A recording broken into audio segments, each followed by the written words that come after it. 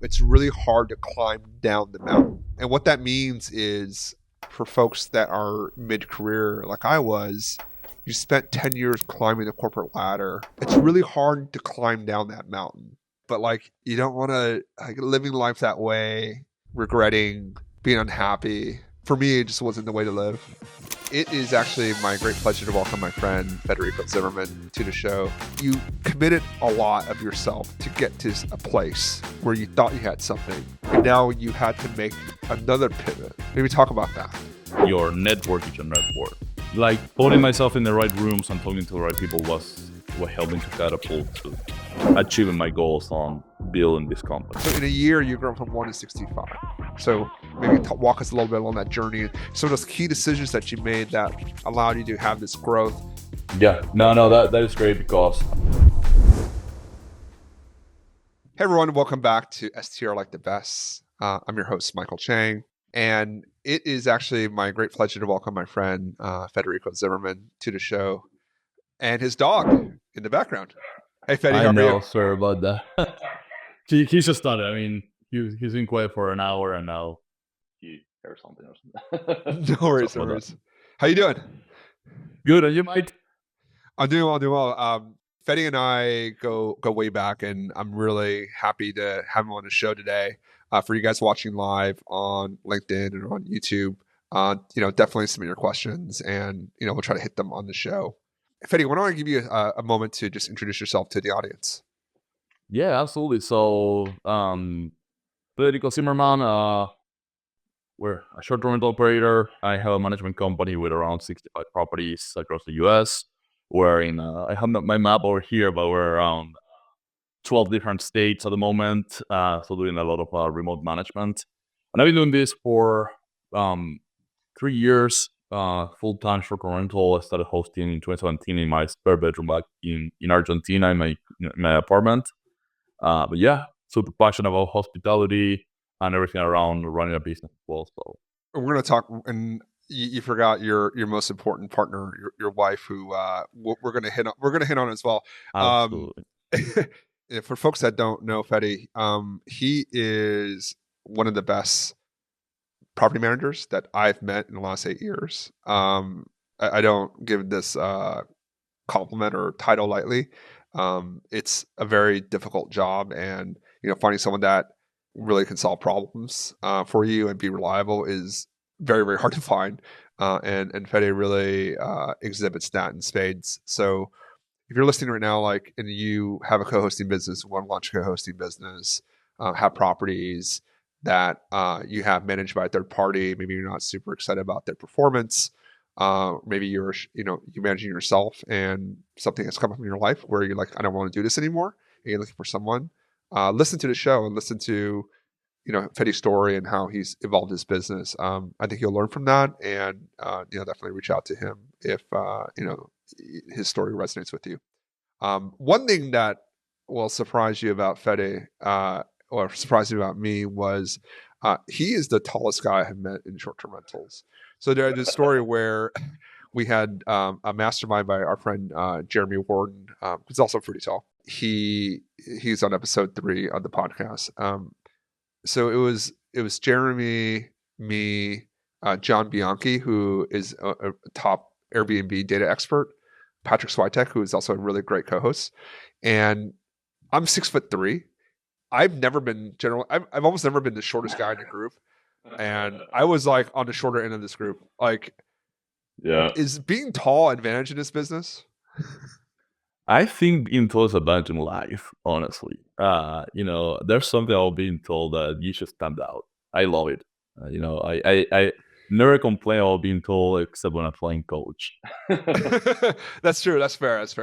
Well, as your business has grown, I'm sure you're gonna be in a premium economy and business. Yeah. It's the red wine. It's the red wine, and it's the Malbec and the Temporino and the steak that you have in Exactly. Argentina that gives you that the red wine and the steak. Well, your story really resonated with me, and I'm going to give you a few minutes here and talk about how you went from Rosario, Argentina, if I remember correctly, and now Right, living. Cato's from Rosario, and I'm from Buenos Aires, but yeah, Oh, sorry, from sorry. Argentina. Oh, Yeah. I No, just remember, maybe I remember that from our prior. I misremember that, but and now you're living in upstate New York, and you built this great co-hosting yes. business. Walk us through that journey. Your story is really powerful. Yeah, no, that it's been a crazy ride to get to this point. And it's been challenging, and it took a lot of take a lot of leap of faith because I grew up with my father telling me go to college and build a career in a company, and you're gonna be fine. Just do that, and that's what the way to go. And that's what I was doing. So basically, you know, I can go really way back, but just to make it short, when I was around 20, my father lost everything on his business, moved to a small town in Argentina, and then I decided to come back to the city. I was 20 years old. I was like, okay, I need to I need to build something for myself. Started working like 3 jobs, and then I got a job in a call center at American Airlines in Argentina. And a year after, I got promoted to be a trainer for the call centers and the sales offices around the world. And that was an amazing job. I was traveling around the world, teaching people how to do customer service, teaching people revenue management, which revenue management was created by American Airlines in the 70s. And then that's what we're using now. The travel industry was created by Bob Crumble in the 70s. And I got to suck all of that. So yeah, I was building my career. I'm in Argentina. My contract was in Argentina. I was an Argentina employee for American Airlines. I wanted to take the next step. Basically in Argentina, my options were limited because it was a small office. So of course, the next move was to move to headquarters. Basically, my passion was to work with policies and procedures. So SLP is another part. So they had a whole department of policies and procedures in. Sorry, that's literally like being a great property manager is like literally that. If you like process and procedures, like check, check, check, check, check. Sorry, go ahead. Exactly, and that no, please. I mean, it's a great point because that's why everything I learned in that job helped me build this business and being good at it. Um, so the thing is that the boss from that department came to Argentina to meet me to visit the office. We met. She was impressed, and she heard about me, and she was like, "Yeah, I want to bring you to America and work with me in headquarters." And I was like, "Yeah, this is my dream." And when she opened the position, I applied, and turns out because I didn't have a college degree, because I was always working, they couldn't get me the H-1B visa, right? And I was like, "No, you can't come." And that shattered my whole life project because it's like, okay, I don't have the attention span to go to college. I mean, I started college 5 times. I did well. I cannot keep up with that. And funny enough, I got diagnosed with ADHD 2 weeks ago, so that's probably the reason why. Um, but anyways, I mean, that was like that was 2019, end of 2019. So how many years? I mean, like, so just how many years have you? Did you have this dream? Right, you started in working multiple jobs. You got this call center job, then had you fly all over the world. You had this promise of an H-1B in the U.S. Resettled in Texas. Like, how long were you working towards that dream? 10 years. 10 So years. 10 10 years. years. Look, and I just want to add a point here, right? Like, because for me, it was 10 years in investment banking before I left to fully focus on this. And, there's this adage where, it's really hard to climb down the mountain. And what that means is, I think for folks that are mid career, like I was, you spent 10 years climbing the corporate ladder. You're in a mid level, VP, director, senior director, whatever position you are in your organization. It's really hard to climb down that mountain, right? Yeah. It's, you might have to, it might seem like you're admitting failure. There's like a social part to it where people are like, oh, well, maybe this person didn't make it there. So there's a lot there's a lot of courage and bravery it takes to climb down that mountain because you look ahead and you're like, this isn't the way. And a lot of people can't do that. And they continue to walk down a path that is not going to serve them long term. But whether for social, personal reasons, they can't come down that mountain. And, only a few can. And not everyone makes it. But I think one thing people forget is you can always kind of go back up the mountains. Like there's always a way out, right? But like, Oh yeah, you don't want to like living life that way, regretting, being unhappy. For me, it just wasn't the way to live. I agree. And it It, sounds like it maybe was for you scary. too. Hey guys, I hope you're enjoying the episode so far. If you can think about how you found this podcast, maybe it was on TikTok or Instagram, or maybe someone shared it with you. I don't run ads for the show or have any sponsorships. So the only way this grows is through word of mouth. If my podcast is valuable for you in any way, please hit the subscribe button and share this with someone who you think would help their investing journey or business. Thanks a lot, and let's continue on with the episode. It was scary. I mean, when I sent my so in Argentina, I had to send a telegram to the post office to quit. I don't know how here, but I was trembling when I went to do that. And so basically, you know, sometimes it's hard to praise yourself, but that was really good at what I was doing there because I built a career. I used to like I was rubbing shoulders with the VPs and stuff like that because I would meet them. Like every time I would be traveling and I would come to visit the offices or the operations, I would go have dinner with them. I was awarded that's the largest airline in the world, 120,000 employees, and they gave me an award that they only give to 100 people a year, like the employee of the year.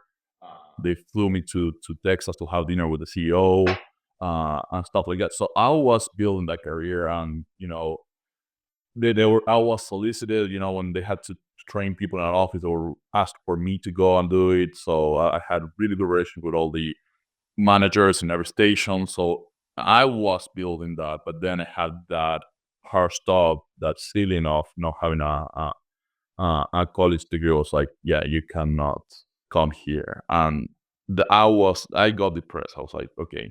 And about the time, I started to find people in Twitter and Instagram talking about investing, and that it's kind of like cliche, but the Poor Dad Rich Dad book, that was the first one I read. I was like, okay, maybe there's something out there, and I always been drive to do all the things all done my 9 to 5. Okay, it's like, well, maybe I need to do something different. That was December 2019, and March 2020 we got COVID. So what happened, and it's hard to leave a job that gives you the number one, that you're doing well, and number two, I had the benefits of traveling around the world because you work in an airline, you get basically free tickets to travel anywhere, and traveling has always been my passion. So it's like, how do I give up these benefits? It's like I Wow. was flying first class wherever I want for $100. It's like, how Nice. do you give this away? I say, okay, my goal when I leave this company is at some point to be able to pay business or first class by myself, which I was able to fly a few times, or first or premium economy or business already. Leaving that was really hard, but the moment I got to leave that is during COVID, my job of traveling around the world in training changed to be in my bedroom office doing some calls. And that was killing me. Again, I need to be moving. I love being in the classroom and being every month in a different country, in a different office, and teaching a different thing. And now it's like months and months sitting at my desk doing some calls. It was, it was. Yeah, I actually felt It's like like going a to bird in a college. cage. It'd be like going to college, Yeah, right? yeah. No, it's Stuck in a exactly that. It classroom. was like, oh, it was so hard. And during that time, one of my friends from America living in the US reached out to me and say, "Hey, man, I have some friends that they need help with their short-term rentals. They were doing arbitrage for timeshares, and they have accounts with like 500 days that will get the um, inventory from the Walmart timeshares into Airbnb, and so, like basically arbitraging that."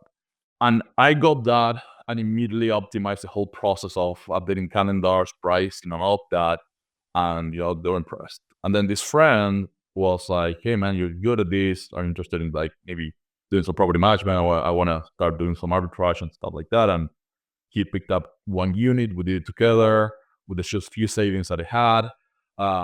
We went 50-50. We took out 2 units. And then what happened is that he had two arbitrages. Like he had to sign a lease through a management company, with the management company being their management, like it was a condition.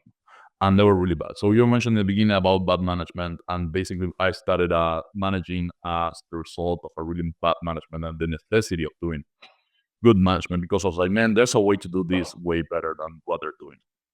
And that's how we started. So I started with a partner. I was managing from Argentina. I was running the operations. He was just doing, the client acquisition and property acquisition. And it was challenging because I was managing property 5,000 miles away, meaning Yeah. that if we have an issue, I cannot run to the property to fix it. So I had to set up a lot of SOPs. that was the need. I had to set up systems and processes to manage being 5,000 miles away. And we did that. And we grew that company to 70 properties. In the, on that process, again, I started that while I was still working my 9 to 5. At some point, I was like, okay, I want to fully dedicate to this. This can replace my income and I can work on this. So I left America and I started working 100% into short-term rentals still in Argentina. Sorry, Um, Fetty. So on Sometimes there, it's hard to was break there like a yourself. financial part there where like, okay, if I'm making, say you're making five Pennies. I thousand was dollars making a pennies month. in Argentina. Yeah, so you're making $5,000 a month in American. Did you have to like? What was the number for you to be comfortable to leave American? Yeah. So this is the thing. Again, I was unemployed for America, but in Argentina. And Argentina was really bad at the time economically. So I was a 10-year employee, mid management, and my salary was $700 a month. And that was a good salary in Argentina. And of course, I was doing way more with the short-term rentals, having a US income. So basically, the year that I stayed in Argentina, making money in US dollars, I was living as a king. I was a king all there for a year. I was like basically rich.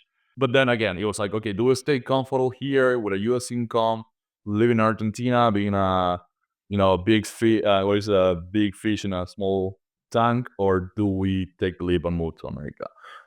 Now, of course, moving to America was easy, but I was really lucky. So, Caro, my wife, and my partner, she's been supporting me through all this process.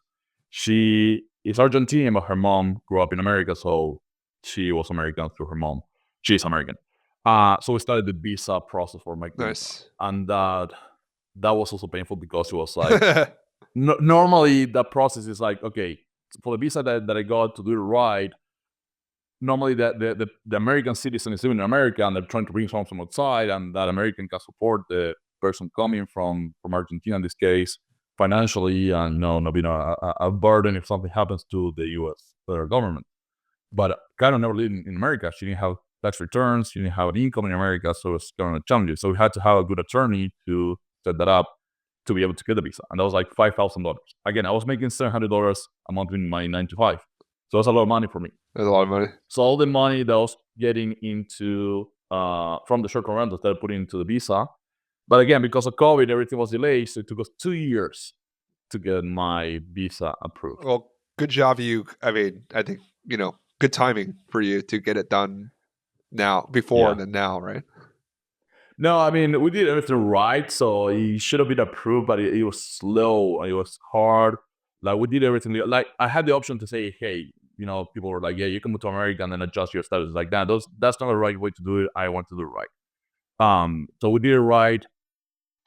Took 2 years. I remember the day that I went to the embassy, and they gave me the visa. Man, I left that place. I got in my car. I blasted "Living in America" from James Brown. Got to my house and passed out from the stress because I was so stressed about that interview. Because that interview with the council was basically my whole future. All the projects that we were building, everything that we were planning was getting that visa. Um, so yeah, I mean, we got the visa, moved in November, got here, moved to Texas initially, where we have my friends and the operations. I knew people from American, and yeah, continued growing that company. But what happened is I got pretty depressed, because when I went to see the properties that with my partner we were getting, they were not the type of properties or neighborhoods I wanted to get, Yeah. and I actually got pretty depressed. Yeah, so Yeah, let's pause there. Yeah, look, I mean, and I think there's another lesson there, right? Where, I mean, you spent a lot, like you said, Rick, you poured a lot of resources to getting to America, and I think that's where, yeah, I think for me, like where it really resonated with me too was, I'm an immigrant to the U.S. as well. Today's actually my dad's 80th birthday. My parents are actually here, and then we're gonna go. And it's actually it's Lunar New Year too tonight. So it's actually like a really right, important day. And my family is actually living here for next. My parents are staying with me next couple of weeks. And when you have your parents in your house or your family, it's like obviously like it can be sometimes it can like people kind of rub each other the wrong way. But I always kind of think back to when you're in my parents moved when they were in their 30s from Taiwan to the US, like it's a lot to like move your entire existence from like one country to another. It's like a very brave thing to do, especially if you have kids. It's a very yeah, brave thing to do. And I think for you, it's like, that's a really brave thing to do, to like bet on yourself. Like there's a better I'm doing great here, but there's like a better future for me, and like I have to take a big risk, right? Obviously, you can always go back to Argentina and do it again, right? That road is there, but like you have to like really commit. I think mentally, where I believe you have to commit really mentally, financially to like this is the way I believe so strongly in myself and my ability and in this opportunity that like this is the way for me to leave everything I've known, you know, to something that there's a lot of uncertainty to.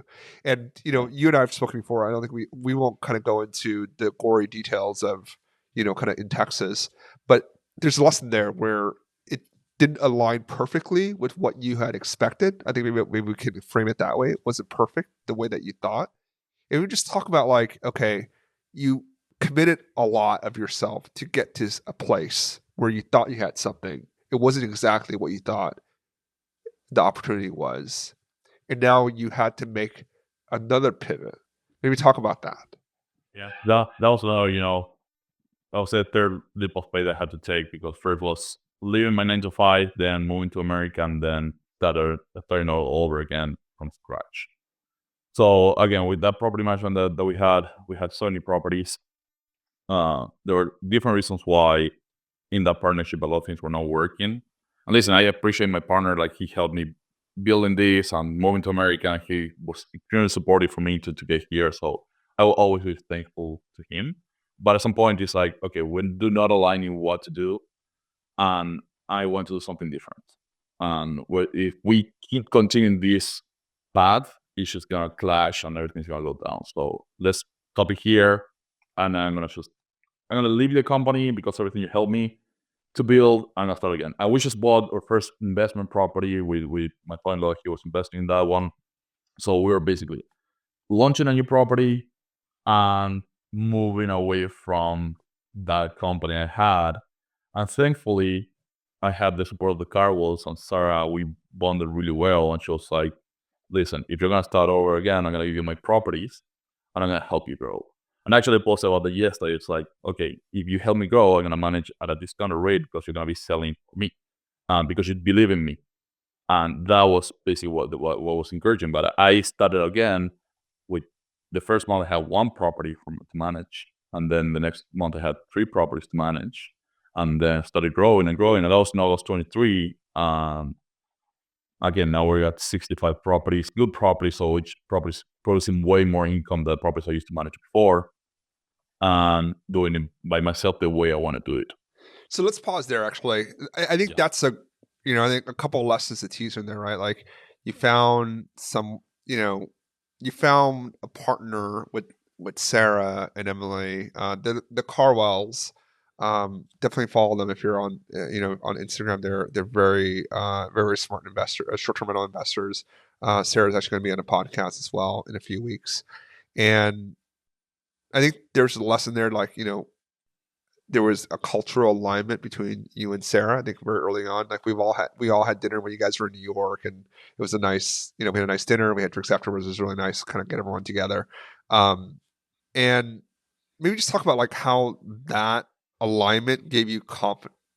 I think you talked about it a little bit, but just maybe just double click on that a little bit. How that gave you confidence that like, hey, rebuilding the second, like starting again the second time is going to go a lot faster, a lot smoother because I've learned that like maybe for example property count really doesn't matter in property management.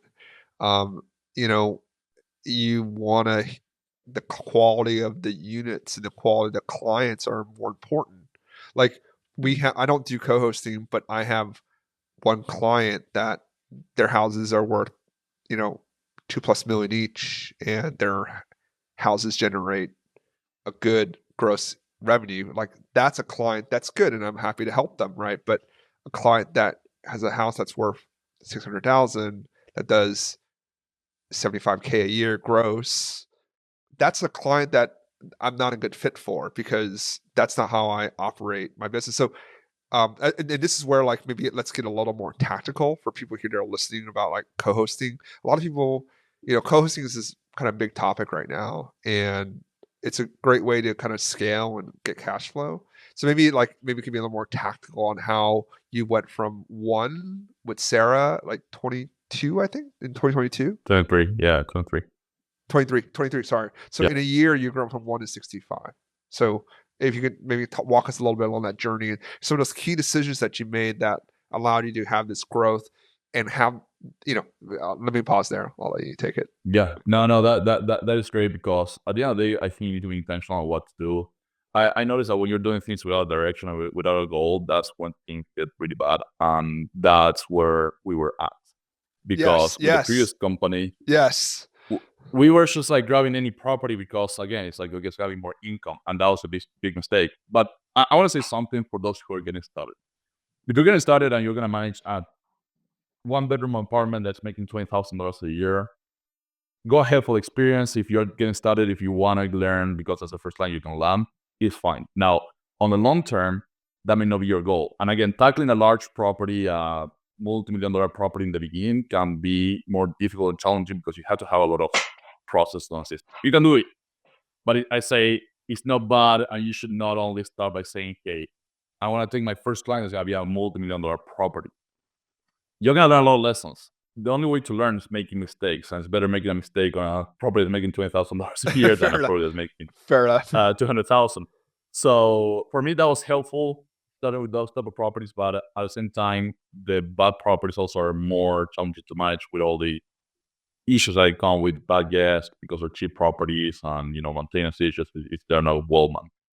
When it's funny because before I parted ways, I met with my old boss at American, and she was my mentor. She was based in Mexico City, and she used to travel to Texas to go to headquarters, and I was living there. So anytime she would come, I would meet.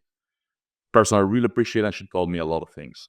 This time I met her, beginning of 23, and it showed her Orange Skylark, that property that Sarah and Matt did together. And I was like, I'm doing this. I explained, I'm doing this management. This is what I want to manage in the future. This is my goal. And by June, I met with Sarah, and it was like, hey, but I'm ready to, give you. I was managing her units in Texas. She had a few arbitraries over there. She was like, no, we need to work a way for you to take on Orange County. It's like, okay. And that's how everything started Oh, on was Orange scaling. Calic was that number one for Blackbird? Number one from yeah, that was number one for Blackbird. Oh, so It was everyone, Orange Cadillac. Blackbird HM, right? .com is Yeah, your property correct. management website. Go take a look. Yes. Or I didn't know that actually. Orange Cadillac. So Orange Cadillac is a property that in Cadillac, Michigan, that was painted orange. If I remember Matt pitched me on the deal, and it's like a 5 bedroom or Yeah, it's a it five was a huge bedroom, property, huge. huge. And then yes, I actually didn't know that was your first property. So I'm sorry. Go ahead, please. No, yeah, that was the first property because I can tell you with that, like Sarah, basically what happened is again, in the previous company I was managing for Sarah, some of her arbitrages. Um and then I really bonded with her. She invited me to the graduation from her first mentorship round in Chicago as a speaker. And that's where we met, and she was like, hey, but like, I know you're doing this, I have this property, but this property doesn't align with what you're doing right now, but I would like to figure out a way to give to you. And that was kind of like the planning the back that I needed to say, hey, I can do this by myself. Nice. Right. Because again, it's I need that confidence. It's hard for one to say, yeah, I'm great at what I do. So you hear from someone else, it's more validating, right? And I was like, okay, I can definitely do this, but I need to figure out a way. And that's at the same time, what was going on is that again, I was not aligning with my partner, so everything was like kind of like plans aligned for me to say, okay, I can step out of this, take Orange Cadillac, and Sarah helped me grow this, and then taking her full Michigan portfolio. And then in that graduation, I met Skylar and Maddie. They had some projects coming up in upstate New York, and yeah, basically that's how we got rolling. Yeah, I just that's great, and it's the first time I've heard it too. And I know, for folks, short-term rental industry is actually fairly small. A lot of everyone knows each other and kind of works together. And finding people that you like and resonate with can really help kind of everyone. This is very mutually beneficial. So, two things just to call out there. One is it was attending the mastermind from the Carwell, Sarah and Emily, so had a really big impact on your business growth. So, I would highly encourage if you are looking to grow your co-hosting business, arbitrage business, buying short-term rentals, finding a mentorship program, finding a group of people, formally or informally, that are trying to do what you do, right? Everyone got different places in the journey, but there's a cultural alignment. There's like, hey, we all like have a similar belief in what we're trying to do. We all have similar goals because like that really is going to accelerate your progress because they're going to know people that are aligned with them. You're going to meet them and good things happen. So go to conferences. And I was saying, go to conferences, go to meetups, join a mastermind, whether it's informal or formal. Like that is the best way for you to accelerate your progress. You're gonna learn so much more than just endlessly scrolling on YouTube, listen to podcasts like this, Yeah. or scrolling on Instagram. Like go and meet the people, develop the relationships. That's how you build your business. 100%. I couldn't agree more. So what I say is like my biggest lesson from that 2023 transition process was your network is your net worth. I Yeah, know that's a common phrase, but it's it was cliche, but real. it's so But true though. like putting myself in the right rooms and talking to the right people was what helped me to catapult to achieving my goals on building this company. But again, I had a mission. I had a mission statement. I had an objective. I was like, I want to manage unique properties. And unique can look in different ways. It could be design, location, amenities, or a combination of them. But that's what I want. I don't want just like cookie cooker short-term rental. I want good properties.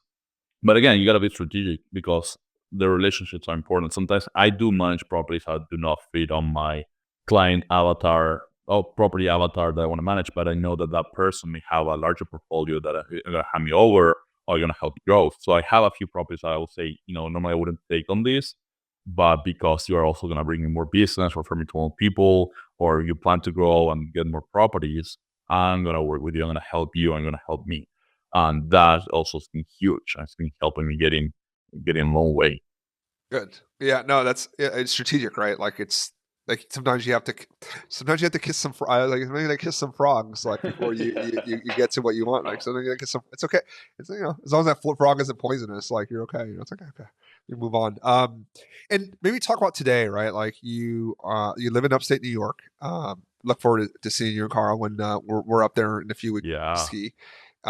Maybe talk about maybe just talk a little bit about your portfolio today. 65, just broadly 12 states, just broadly geographic, just some broad outlines on like kind of what you're doing right now.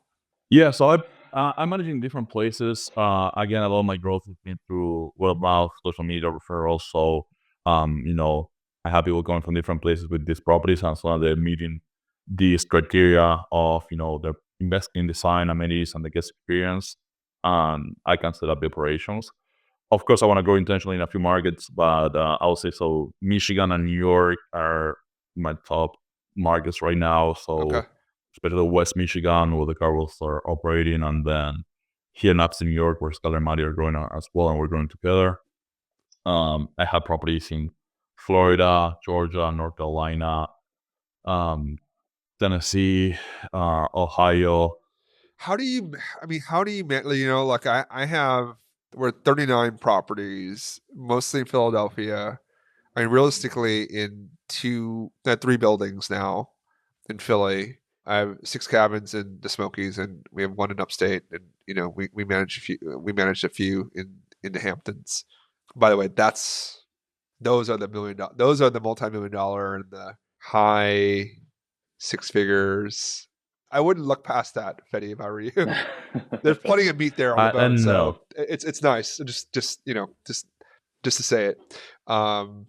Like I wouldn't do I don't do I don't that's not my business, but if someone has a $3 million house, like I'm happy to manage that for them. The hardest part is the hardest part, in my opinion, is how do you build the underground team, right? How do you, the good cleaning staff, maintenance, and then all the trades, right? Like HVAC blows out, plumbing, all the trades. You're managing in a small town upstate New York and all this stuff. How do you deal with it without going crazy?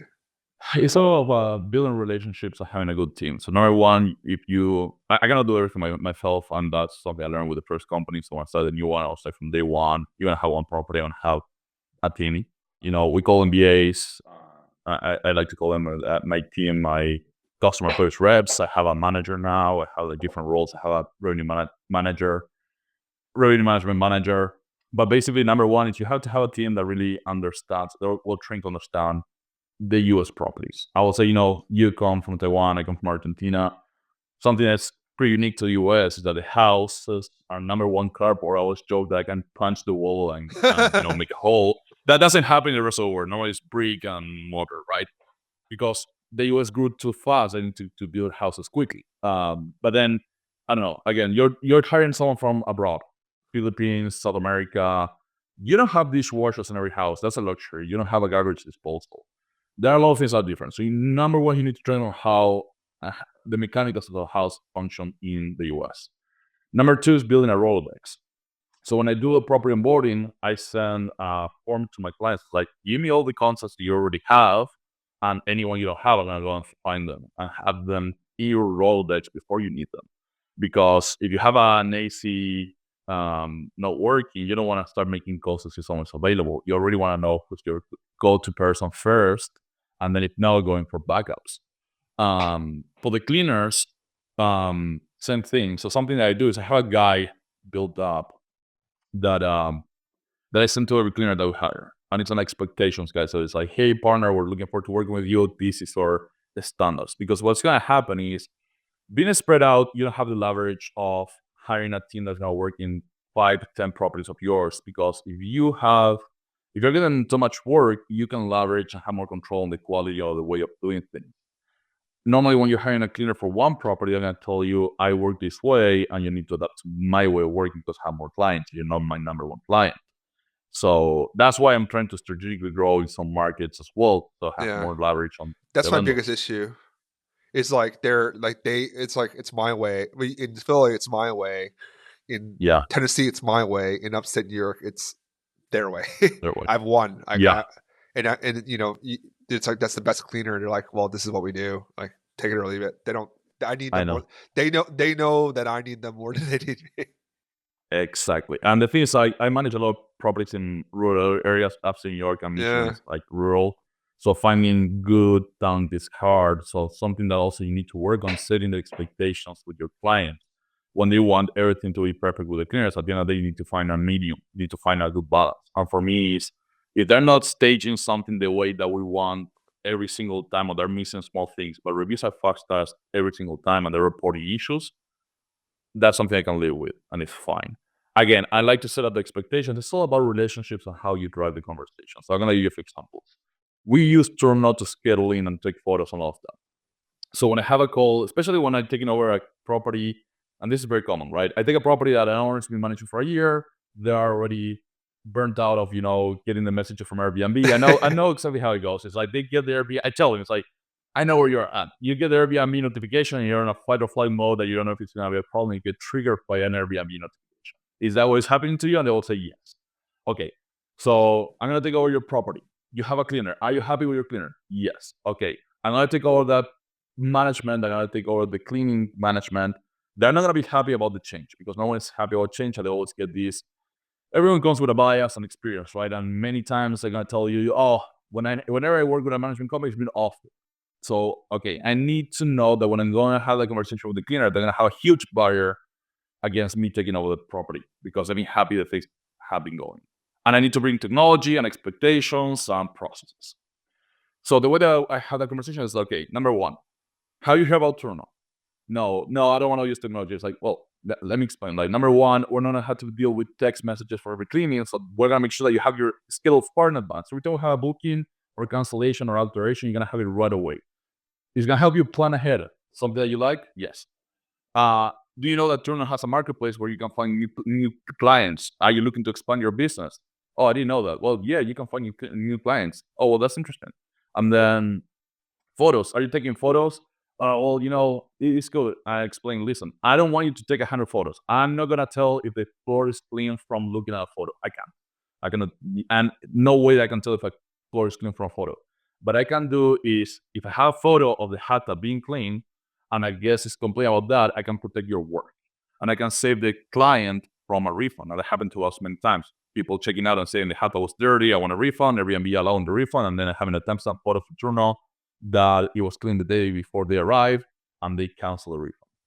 And explain all of that, and I was telling them, listen, I'm the property manager. It's basically this is a hub and spoke model where I'm the hub, and my job is to keep everybody happy. Not only the client, not only the guests, also the cleaners. So I want to be happy. What are the challenges so far? What do you need me to help you with? I'm gonna set up a group chat with my team. We're gonna be available 24/7 for everything that you need. You need to call us, text us. We're gonna be available. On top of that, I know we use Turno. We're gonna send you a reminder every morning when we have checkout because technology sometimes fails. I want to make sure that you know what's going on. So we're gonna send you a reminder.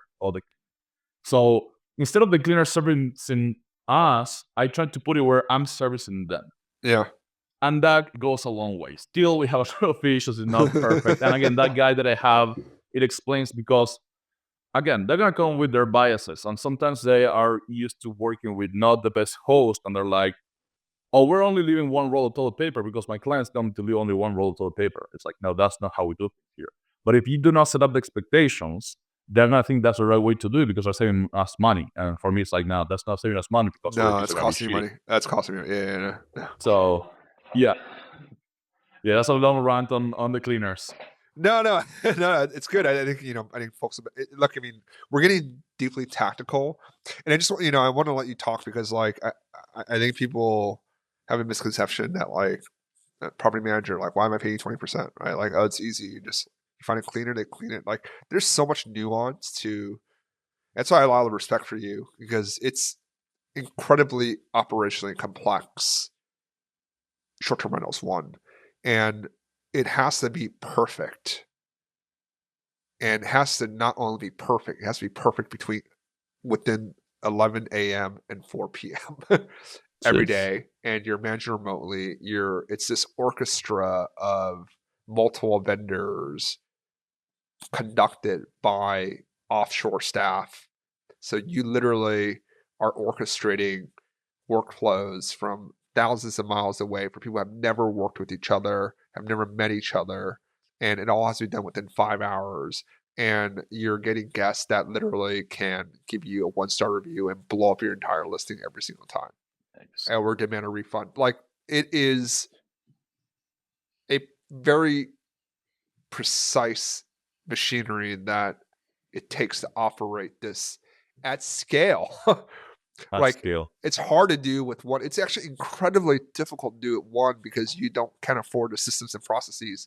It's actually a lot easier to do when you have 10, 25, 30. But it takes a person that really cares about process and can build teams. And I think you have that experience through American Airlines that gave you a really great groundwork to do that. I know this brings to my mind two things. Number one is like, I think my experience in the airline industry was really good because the airline industry is also highly operational and you cannot mess up because you have an accident. So, going from that, it's like, okay, things had to go right and you need to have those processes and safety and checks and checklists and stuff to make sure that things go right. Now you like numbers. So I was doing this math the other day for anyone that is running their one property. So you have one property, and in that one property, in 1 year, you may experience one bad guest, one bad review, and one large problem, maintenance problem. With 60 properties, we have the same experience that you live in 1 year every 6 days. So every 6 days, we experience what you experience in one property in a year. So again, it is a lot of issues to deal with. When it comes to hiring a property manager, it's not here myself trying to sell my business. At the end of the day, you need to find someone that works well with you. But what you want to look for is someone that pays by themselves by giving you back your time and also increasing your revenue. Something I always explain because, again, something that I'm very passionate about different things. Hospitality, I love. Operations, I love revenue management. It's something I super love. And I always tell my clients, like, you give me a property, and if there's room to grow, I'm gonna grow. If you've been operating to the max capacity in your market, I don't know how much you can grow, right? Based on the property that you have. But if your property has the potential to make more money, I'm gonna make more money with your property. Like taking Orange County, for example, I actually use Orange County as a case study when I do my sales calls because the first quarter of 2024, we doubled the revenue from the first quarter of 2023. So literally double. And I have the screenshot from Price Labs showing that Nice. increase. Wow. Um, so again, it's a lot of areas. So doing property management, what I'm trying to get with this is that you're wearing so many hats. You're doing people You really management, are. you're doing operations, revenue management, finance. You're doing so many things. Technology. You need to be somehow good with all these different areas. And if there are areas you're not good at, you definitely need to get the help. And some because at the end of the day, you cannot do everything. And the things that you're good at, also, when you're doing so many things, you're gonna start to drop the ball. So you want to train good people into doing that. So I brought people that they had the good mindset and the skills, but no idea about revenue management, and other doing things better than how I was doing them because they're fully focused on doing revenue management for my team, for my properties. So that's for me the goal to scale. That's, I mean, I think it's really profound. I mean, if you increase our revenue, it's you can increase our revenue 20%. You can increase it 10%, and you charge me 20, and you save me 10. So basically, I get all my time for 10%. Like that's a trade I'll make any single day of the week. By the way, um, Yeah. like does that resonate with your clients? Like I gotta think that's where like the time back for I'm making more money overall. You spend less time on it. Your ROI is totally there. Like what do you, like maybe talk us through that conversation because I think that's where I would think that property managers get their clients is like them making more money, but also give you back your time. Yeah. And I'm gonna tell you something when I get to any call, sales call about my services, you're gonna deal with two type of clients. So basically you're gonna deal with two large type of clients. Someone that has no experience with short-term rentals and trying to make their first move into the short-term rental space. And you're gonna have the people who've been self-managing or coming from another property manager with that experience. My favorite client is the one that self-managed for a little bit of time, maybe a year, because they know the struggle and they know the skills and they know what it takes. And they're gonna appreciate everything. They're gonna give you They know more the room when pain. things go wrong. They Because know the things go pain. wrong. I mean, this is an operation, this is service industry operations, and there's disruptions all the time because there's so many things you cannot control. And they're gonna be more understanding because they live that, and they're gonna be thankful that you're handling this professional, right? Someone that is new, they're gonna have the highest expectations about how much money the property should make because everyone comes with an ego, right? It's like this is my property, I set it up, I designed it, it should be the best one in the neighborhood. Well, they're all properties, right? Maybe nicer. So that can happen. Also, something goes wrong and they're gonna blow up your phone. Like, hey, I'm how so you had to educate your clients on that. So that's why I normally prefer working with someone who comes from being burned out of a bad management company or themselves doing it.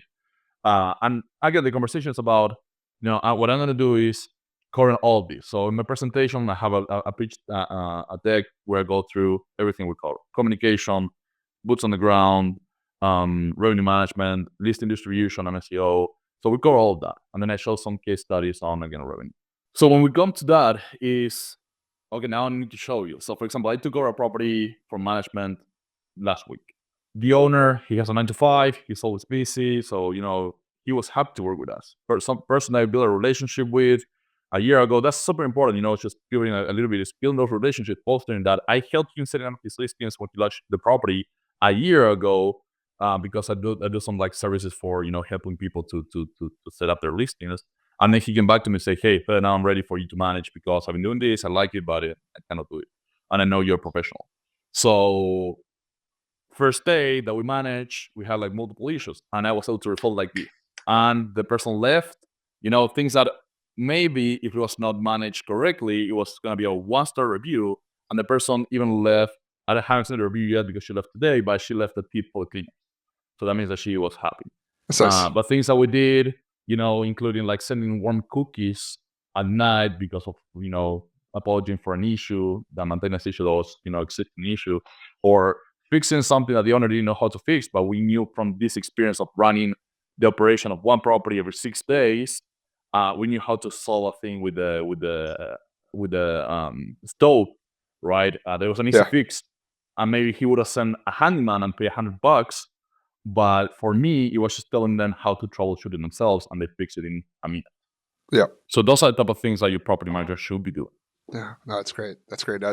Turning, the warm cookies is a great. That's a great Yeah. strategy. And I mean, there's so much, there's so much nuance in this, and I think hopefully, like everyone, if you're listening, you're getting a taste of.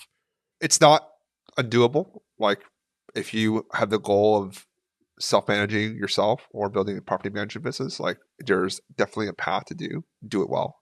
It's just there's a lot to it to like fully commit to it get into the right rooms, learn from the right people. Fede is a great person to learn from. I learned from him. Thank you for so just an example, Ting, which is actually pretty cool. It's a sensor that measures the electrical health of your house. And yeah, no, that's a great. We use it for all our properties now. So thank you for that. That was a tip that I have for Federico. Thankfully, everything is working great. So it's a peace of mind that like nothing blows up.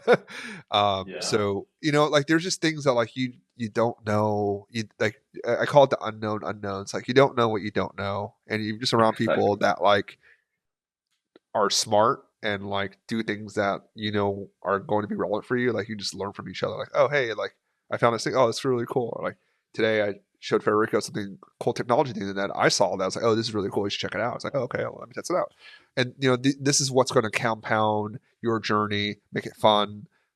Thank you for. And Federico was actually really nice and took out me and Liz after we finished our house in the Catskills. Him and his wife took us out for dinner, and that was very and our daughter actually out for dinner, so that was very nice. So I just want to kind of show and thank you again for that. That was very very very Of course. kind of you. My These pleasure. are the things that make the journey more fun, and like it's not just about making money, right? It's like the relationships along the way are critical to your business like longevity and your happiness. This is a I people business. really, it's a people business. It, it's I think at the end of Business the is a day, people business. Just business is a this people is a business. people business, and this particular business, I would say two things. I tell this to my team all the time to not to lose the focus because it's so easy to lose the focus on number of properties, revenue, numbers, operation, SLPs, and stuff like that. There are two factors that are huge when you're a property manager, and I want everyone who's gonna jump into property management. I want you to keep this in mind. Number one, your client is going to be trusting you with one of their most expensive assets they're going to ever buy. Because unless you're buying a private jet or a very, very large yacht, a house is normally the most expensive thing that someone's going to buy in their life. And they're trusting you that. Maybe it's their retirement money, maybe, their life saving. So that's a huge responsibility. So they're trusting you with that. Your guest is trusting you with the most valuable thing a person has in their entire life, which is time. Because no one is going to give you back your time. And if you mess up someone's vacations, a special moment, the 1 week of vacation they've been planning for a year, that's a huge responsibility as well.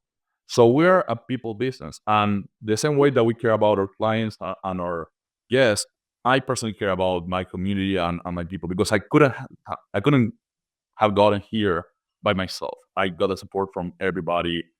People inviting me to the podcast like you're doing now and giving more exposure and giving me a platform to speak.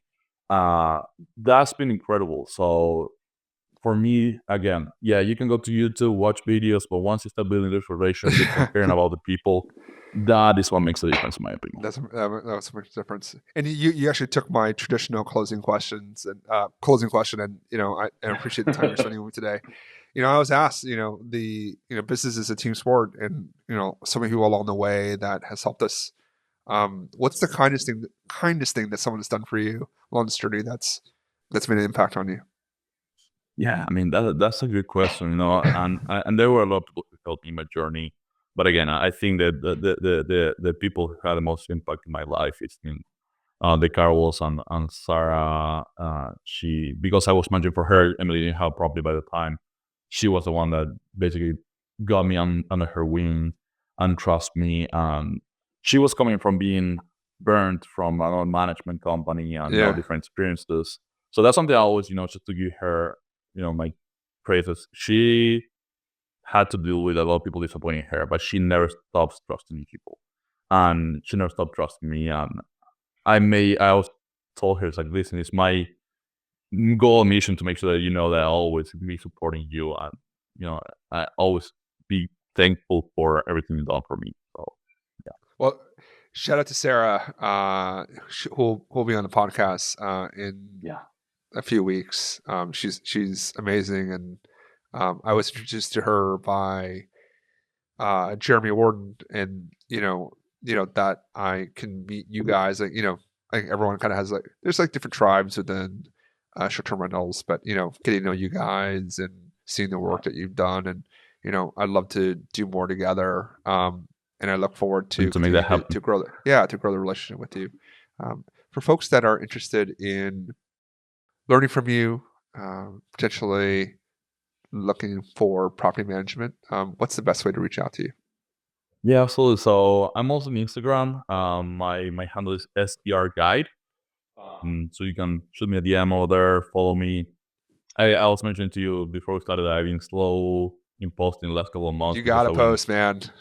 I know I've been working so much in the business with all the PMS migration and implementing new systems and stuff that I've been just heads down working on the computer, but I need to get out there because it is also been super rewarding when I go out there and put some content and people, to appreciate it. I know they're helping people. And I'm also learning from other people by, their comments and stuff like that. Again, it's just one closing comment I wanted to mention before I forgot is, you listen to us and you say, oh, these people have everything figured out. I messed up so many times. You get Yeah. here only by making mistakes, by trusting yourself, and don't getting disappointed. If there's people who are resilient, are short rental operators. I know so many people that the first property got like Sarah got her first property totally rough, everything like literally even the artwork from the walls, Yeah. Skylar and Maddie, their first property on the first day flash flooded in Big Bear. I know so many people who had those crazy stories, and a lot of people will quit. A lot of people will say, "Okay, I'm done." I made mistakes, and I had to face it with my clients. Changed. I was trying to change a minimum stay for a holiday to 3 days, and I put a $3 rate by mistake, and I got someone booking that. So we make mistakes. That happened a long time ago. But again, it's like I need to keep going. I need to build systems and be better and face the problem. And that's how you grow in this industry. Just never, yeah. Just don't, like, don't quit. Don't quit. And Exactly. you will, if you believe, just like, like you obviously had some challenges, a lot of challenges, and taking a lot of personal risks. And, just like personally too, this definitely was not a straight line up, right? We had a lot of challenges along the way. We still continue to, with when COVID hit New York, we had a portfolio in New York that, Right. everything shut down. We had to pivot to Philadelphia, to, you know, Philadelphia clientele, to, managing the properties in the Smokies, just like there's always challenges. I think just the lesson that the common denominator I see in successful entrepreneurs is like, I'm going to figure it out. Like, if this is the biggest problem I'm going to deal with, I kind of think of it this way. It's like, if this is my biggest problem of the day, I'm lucky because like this is something that I can solve. Like, I want problems that, like when there's problems I can't solve, that's like when I'm worried, I'll get worried. But like, there's always a solution here. And if you believe and trust in yourself, and you built a good team, you have experience, like you'll get there. Like, Yeah. just don't quit. Just don't quit. Don't quit. 100%. You can't fail if you can't fail if you quit. I mean, you can't fail if you're not quit, right? And you immediately fail once you quit. You just that's the last position that you'll be in. And Yeah. so, hey, But that's a way to learn. don't keep posting. I love your posts. I get a lot of value from it, folks. It's going to be in the show notes. STR Guide, STRGUIDE, on Instagram. Definitely give Fede a follow and learn from him. We all learn from each other. And everyone, I hope if you're listening here, you've enjoyed this episode. STR like the best. We had this podcast. We always have the leading short-term rental operators and investors within the space to better help invest your time and your money.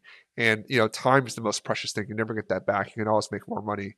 And what you'll learn from like today's episode is someone's personal journey moving from a different country to the US, something that wasn't that he moved for something that he thought might work, but it didn't end up working the way that he expected it to.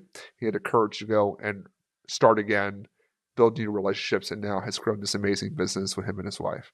And if you enjoyed this episode, please subscribe, leave a comment, let me know what you thought about the show. Betty, thank you again. Really appreciate your time today. Thank you, Mike. Appreciate it. If you found this episode valuable, please make sure you hit the subscribe button so you can get notified when I put out new content on Airbnb investing. And if you want to learn about how to work with me more directly, I have links below on my description. Click on those and let's figure out how I can help you with your Airbnb investing journey.